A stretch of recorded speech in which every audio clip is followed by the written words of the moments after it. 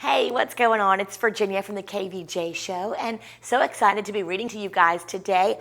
Hope you enjoy the story, and then hope that you listen up on Friday morning, because if you know the answer when Kevin asks, call in. It could score you guys a pizza party and all kinds of fun stuff for your school. So today's story is Because of Winn, Dixie by Kate DiCamillo.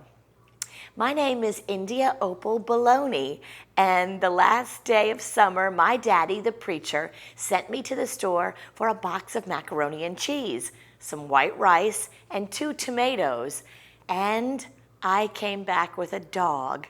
This is what happened. I walked into the produce section of the Winn-Dixie grocery store to pick out my 2 tomatoes, and I almost bumped right into the store manager. He was standing there, all red-faced, screaming and waving his arms around. "Who let a dog in here?" he kept shouting. "Who let a dog in here?"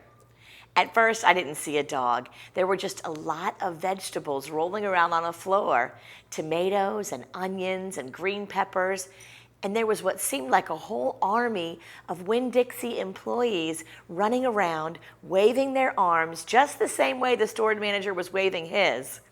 And then the dog came running around the corner. He was a big dog and ugly, and he looked like he was having a good time. His tongue was hanging out, and he was wagging his tail. He skidded to a stop and smiled right at me. I had never before in my life seen a dog smile, but that is what he did. He pulled back his lips and showed me all his teeth. Then he wagged his tail so hard that he knocked some oranges off a display, and they went rolling everywhere, mixing in with the tomatoes and onions and green peppers. The manager screamed, "Somebody grab that dog!" The dog went running over to the manager, wagging his tail and smiling. He stood up on his hind legs. You could tell that all he wanted to do was get face to face with the manager and thank him for the good time he was having in the produce department. But somehow he ended up knocking the manager over. And the manager must have been having a bad day, because lying there on the floor right in front of everybody, he started to cry. The dog leaned over to him, real concerned, and licked his face. "Please," said the manager, "somebody call the pound." "Wait a minute," I hollered. "That's my dog. Don't call the pound." All the Winn-Dixie employees turned around and looked at me, and I knew I had done something big.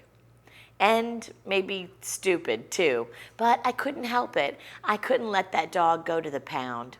"Here, boy," I said again. The dog stopped licking the manager's face and put his ears up in the air and looked at me like he was trying to remember where he knew me from.